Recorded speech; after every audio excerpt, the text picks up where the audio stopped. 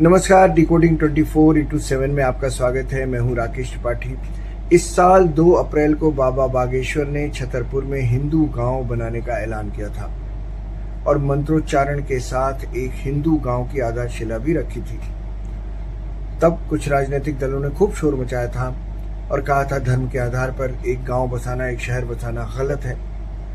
संविधान और लोकतंत्र सब खतरे में पड़ गया, ऐसा बताया गया। गलत बात तो थी, किसी धर्म के आधार पर आप कोई गांव या कॉलोनी नहीं बना सकते, ये संविधान के खिलाफ है।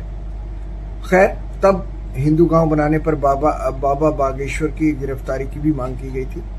कांग्रेस के नेता भी इसमें शामिल थे। लेकिन अब मुंबई के पास देखिए क्या हो रहा है।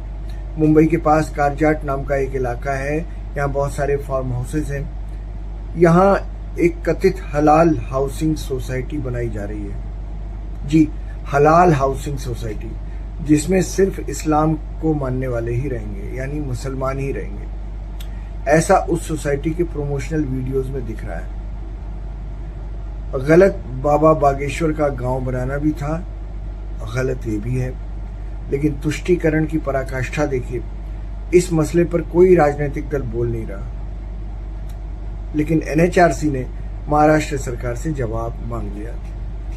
अब जरा जान लीजिए कि ये हलाल हाउसिंग का मामला पूरा है क्या।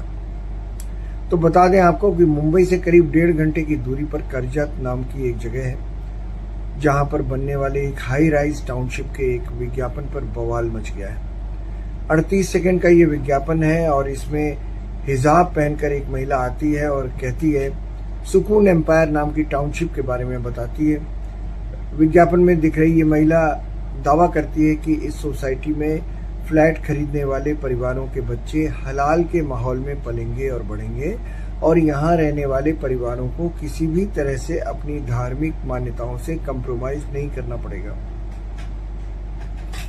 इसके अलावा विज्ञापन में एक मस्जिद की तस्वीर दिखाते हुए ये कहा जा रहा है कि प्रेयर और कम्युनिटी एक्टिविटी वॉकिंग डिस्टेंस पर है। इसके बाद ये आरोप लगाए जा रहे हैं मुंबई के पास करजट इलाके में सिर्फ इस्लाम को मानने वालों के लिए हलाल लाइफस्टाइल वाली टाउनशिप बनाई जा रही है।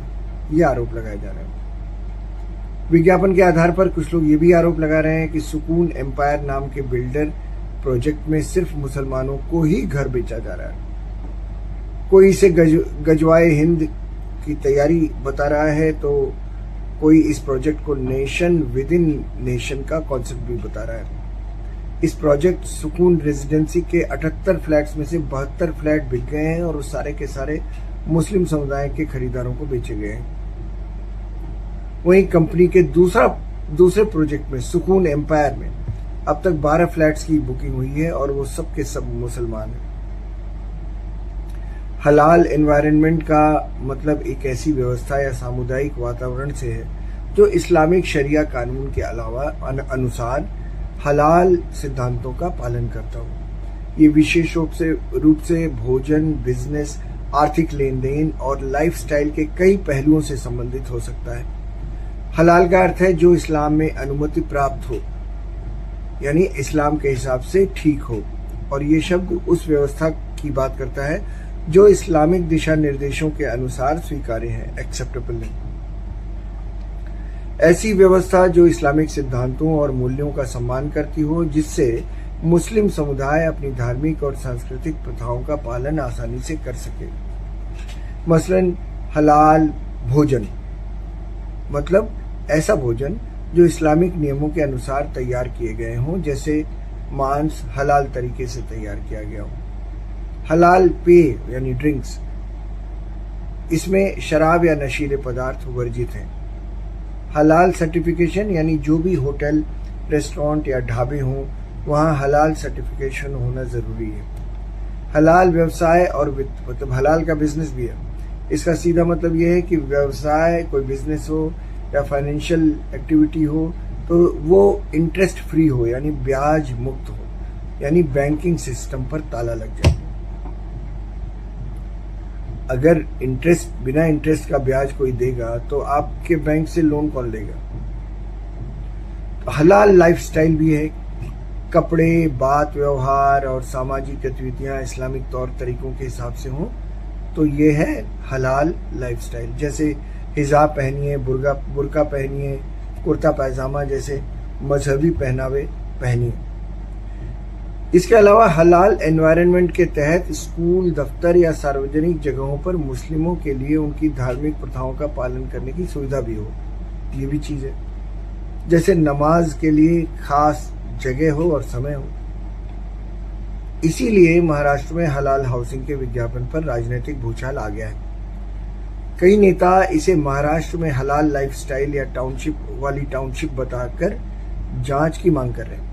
सवाल किया जा रहा है कि क्या बिल्डर को अब तक एक भी गैर मुस्लिम बायर नहीं मिला? ये कैसे हो सकता है? इसका मतलब वो सिर्फ मुसलमानों को बेच रहे हैं, या फिर जानबूझकर बिल्डर सिर्फ मुस्लिम बायर्स को ही फ्लैट बेच रहे हैं ताकि सोसाइटी की जो खासियत बनाकर उसका प्रचार किया जा रहा है उस पर बिल्डर अपने बायर्स के साथ किए हुए वादे को पूरा कर सके।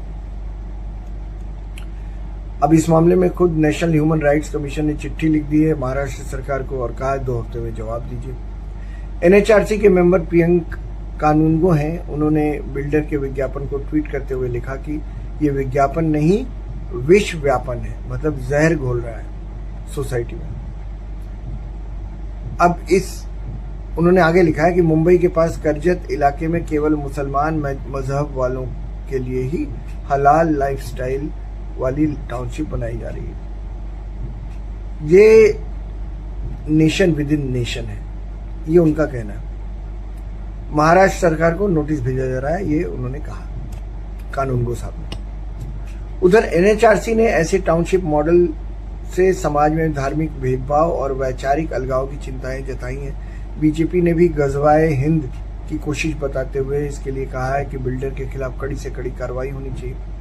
जबकि शिंदे गुट के नेता कृष्णा हेगड़े ने बिल्डर पर सिर्फ मुसलमानों को फ्लैट बेचने का आरोप लगा दिया। इसी साल फरवरी में शिवसेना नेता संजय निरुपम ने, आपको याद होगा, मुंबई में एक्टिव मुस्लिम बिल्डरों पर डेमोग्राफी बदलने की साजिश का आरोप लगाया था। उन्होंने कहा था कि मुंबई में सभी बिल्डरों में से जितने भी बिल्डर हैं 10% मुस्लिम बिल्डर हैं, जिनकी संख्या करीब 60 है। ये बिल्डर मुसलमानों के लिए खास तौर पर रेजिडेंशियल प्रोजेक्ट बना रहे हैं। निरुपम ने आरोप लगाया था कि मुंबई के मुस्लिम बिल्डर शहर की डेमोग्राफी को बड़े पैमाने पर बदलने की साजिश में जुटे हुए हैं और ये सभी मुस्लिम बिल्डर सिर्फ मुस्लिम बहुल इलाकों में ही प्रोजेक्ट बना रहे हैं। मतलब मुसलमानों का जिन इलाकों में मुसलमान ज्यादातर रहते हैं उनसे बाहर नहीं बना रहे, उसी में बना रहे। संजय निरुपम ने मुंबई के मुस्लिम विधायकों पर मुस्लिम बिल्डरों को राजनीतिक संरक्षण देने का आरोप भी लगाया था। अब देखिए, बाबा बागेश्वर हो या सुकून एनवायरनमेंट का दावा करने वाले बिल्डर्स धर्म, जाति या क्षेत्र के आधार पर फ्लैट्स बना रहे हैं तो ये संविधान के खिलाफ है।